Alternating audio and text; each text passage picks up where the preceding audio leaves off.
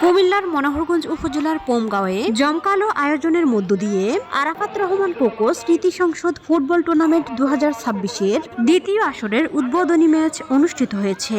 শুক্রবার 7 আগস্ট বিকেল 4টায় পোমগাঁও উচ্চ বিদ্যালয় মাঠে এই উদ্বোধনী ম্যাচ অনুষ্ঠিত হয়। খেলাকে ঘিরে মাঠ জুড়ে ফুটবল প্রেমী দর্শকদের ব্যাপক উপস্থিতি লক্ষ্য করা যায়। 5 নং দক্ষিণ জলম ইউনিয়ন বিএনপির সভাপতি মোহাম্মদ আজিজের সভাপতিত্বে খেলায় প্রধান অতিথি হিসেবে উপস্থিত ছিলেন মোহাম্মদ নজরুল ইসলাম সেলিম, সভাপতি বৈজ্ঞানিক যন্ত্রপাতি বণিক কমিটি, ঢাকা।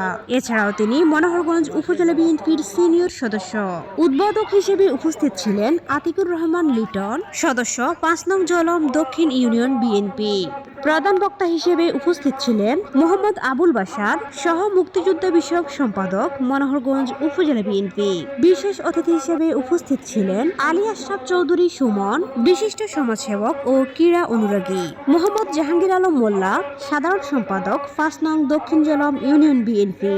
সাংগঠনিক সম্পাদক রিয়াজ মাহমুদ সুমন, সিনিয়র যুগ্ম সাধারণ সম্পাদক ফখরুল ইসলাম জসিম, সিনিয়র যুগ্ম আহ্বায়ক মোহাম্মদ আলাউদ্দিন, বিশিষ্ট সমাজসেবক ও ক্রীড়া অনুরাগী মোহাম্মদ দিদারুল ইসলাম, 5 নং ওয়ার্ড বিএনপির সভাপতি মোজাম্মেল হক ফিন্টু, মোহাম্মদ নূর মোহাম্মদ মোল্লা, অ্যাডভোকেট বাংলাদেশ আয়কর কমিশন, বিশিষ্ট সমাজসেবক ও ক্রীড়া অনুরাগী আবুল বাশার মোল্লা, 5 নং দক্ষিণ জলম ইউনিয়ন বিএনপির সহ সভাপতি মাস্টার ফখরুল ইসলাম, উপজেলা বিএনপির স্বাস্থ্য বিষয়ক সম্পাদক রবিউল হোসেন, শাহজাহান সাজু, দেলোয়ার হোসেন বাবুল, শামসুল আলম সহ অন্যান্যরা।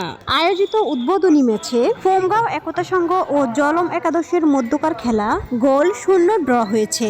খেলার আয়োজক কমিটির পরিচালক 5 নং দক্ষিণ জলম ইউনিয়ন যুবদলের সহ সভাপতি আবুল বাশার বলেন, খেলাধুলার মাধ্যমে তরুণ সমাজকে সুস্থ ও সুন্দর পরিবেশে সম্পৃক্ত করা এবং সামাজিক অবক্ষয় থেকে দূরে রাখাই এই ধরনের আয়োজনের অন্যতম লক্ষ্য।